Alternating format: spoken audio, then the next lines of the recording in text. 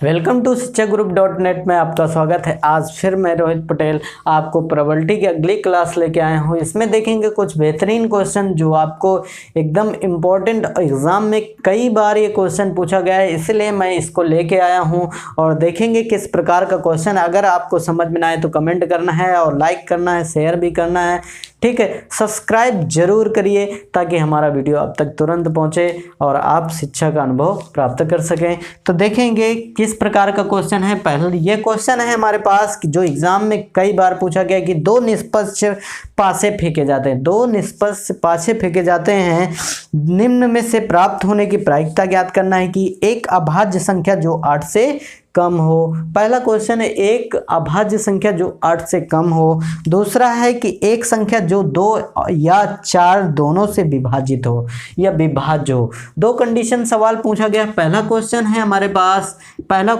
हमारे पास कि एक अभाज्य संख्या हो, एक अभाज्य संख्या। अभी हम पिछली क्लास में आपको अभाज्य संख्या के बारे में बताया था कि अभाज्य संख्या कौन सी होती हैं, किस प्रकार का होता है। तो अभाज्य संख्या हो मतलब दो पासों का योग जो है वो अभाज्य संख्या होना चाहिए और 8 से कम या हम 8 से कम हो, 8 से कम की अभाज्य संख्या निकालनी है। 8 से कम मतलब कि अगर हम बात करें पासे की बात करते हैं तो देखते हैं पासे में ये हमने कुछ बनाया, मतलब कि पासे में अगर दो पासे फेंके जा रहे हैं तो 2 से कम संख्या तो आएगी नहीं उनका योग, तो हम 2 लिख देते हैं। ये अभाज्य है क्योंकि हमें अभाज्य ही निकालनी है। 3 भी आ सकते हैं दो संख्याओं, अगर हम बात करें ये भी अभाज्य है। 4 भी आ सकता है लेकिन 4 अभाज्य नहीं होता है। 5 होता है हमारा तो हमने 5 लिख लिया। अगर हम बात करें 6 हमारा अभाज्य होता है क्या? नहीं होता है। तो 7, इतनी संख्याओं को हमको निकालना है क्योंकि 8 के आगे हमें बढ़ना नहीं है। तो हम बात करें तो 2 कैसे आएगा? अगर हम बात करें दोनों पासों में 1 आ जाए तो 2 आ सकता है, बाकी कोई कंडीशन नहीं बनी। 3 कैसे आ गया? अगर हम कहें पहले पासे में 1 आ जाए, दूसरे में 2 आ जाए, या हम 2 और 1 इस प्रकार हो सकता है क्योंकि पहले दूसरे पासे में अलग अलग होगा। तो ये हो गया 3 आने की प्रायिकता, 3 अभाज्य है। ठीक, अब देखेंगे तो इसमें 5 कैसे आएगा? 2 और 3 ये भी अभाज्य हैं, ठीक ना, और 2 3 ये भी अभाज्य हैं। ठीक, और कैसे आ सकता है? हम बात करें 4 और 1, यहाँ पर योग आना है। यहाँ 4 आ गया, 4 की बात नहीं कर रहा, योग कितना है? 5 है क्योंकि कहा गया उनका योग अभाज्य संख्या 1 प्राप्त हो। ठीक, तो 4 1 हो जाएगा यहाँ पर।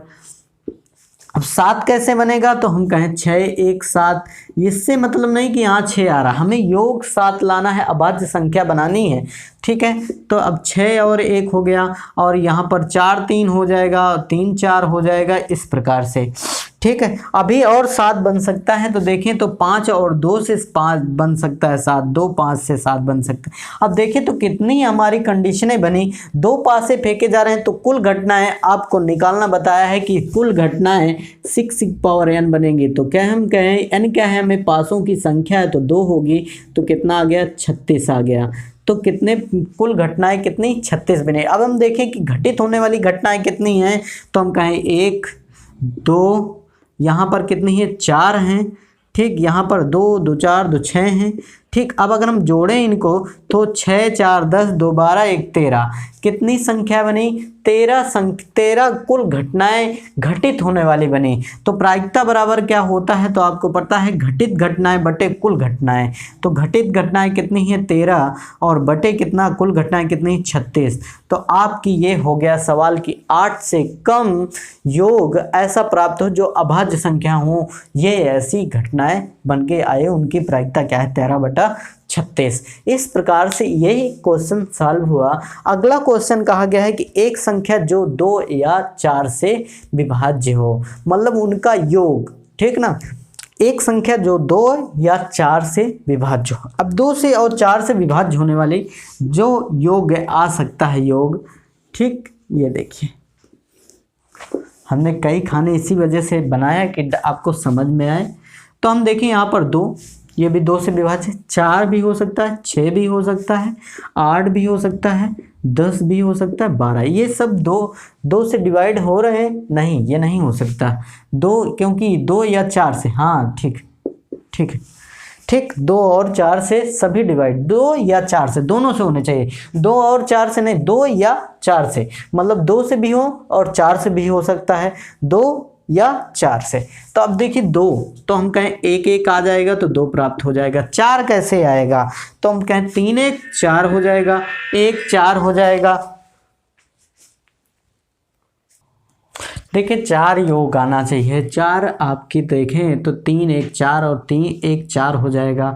और देखें तो किस प्रकार से 2 2 4 हो सकता है, और किसी प्रकार से मिल सकता है, नहीं हो सकता है। अब 6 कैसे, 2 और 3 से 6 आ 2 सॉरी 4 और 2 से आ सकता है, 2 4 से आ सकता है, 5 1 आ सकता है, 1 5 आ सकता है। और कैसे आ सकता है, तो देखें तो 3 3 6 हो सकता है। और कोई कंडीशन बनने अलाउड नहीं हो रहा है, 5 1 6 हो गया, ठीक ना। अब 8 कैसे, 4 4 दोनों में आ सकता है, तो हम 6 2 8 आ सकता है, 2 6 आ सकता है। इस प्रकार से 4 4 भी आ सकता हो गया। अब देखें तो और 8 किस प्रकार से आ सकता है, तो और कंडीशन बन रहा है कि 5 3 से आ सकता है 8, 3 5 से 8 आ सकता है। अब 10 लाना है, 5 5 हो सकता है, ठीक ना। और कोई कंडीशन 6 4 10 हो सकता है, 4 6 10 हो सकता है। और बस इतनी कंडीशन 10 आने की बनेंगी, 6 6 12। बस अब देखें तो इतनी कंडीशन घटित हो सकती हैं।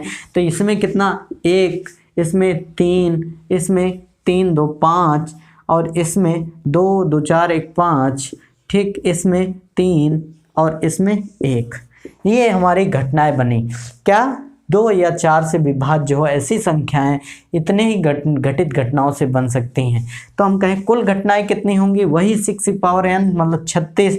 तो p बराबर कितना, कुल घटनाएं 36 हो गई। अब घटित होने वाली घटनी 5 5 10 और 16 हो गया, 16 2 18 हो गया। तो अगर हम इसको काटें तो 6 से काटें, 36 18, 6 6 36, मतलब कितना आंसर, अगर इसको काट दें तो कितना, 1/2। तो ये 2 से और 4 से विभाज्य होने वाली संख्याओं का योग जो प्राप्त होगा उसकी प्रायिकता कितनी, 1/2 आएगी। इस प्रकार से हम, ये क्वेश्चन कई बार पूछा गया इसलिए हमने आपको बताया। आपको ना समझ में आए तो कमेंट जरूर करिएगा दोस्तों। फिर अगले टॉपिक के लिए इंतजार करिए, कल हम फिर आते हैं अगला टॉपिक लेके एक बेहतरीन से क्वेश्चनों के साथ।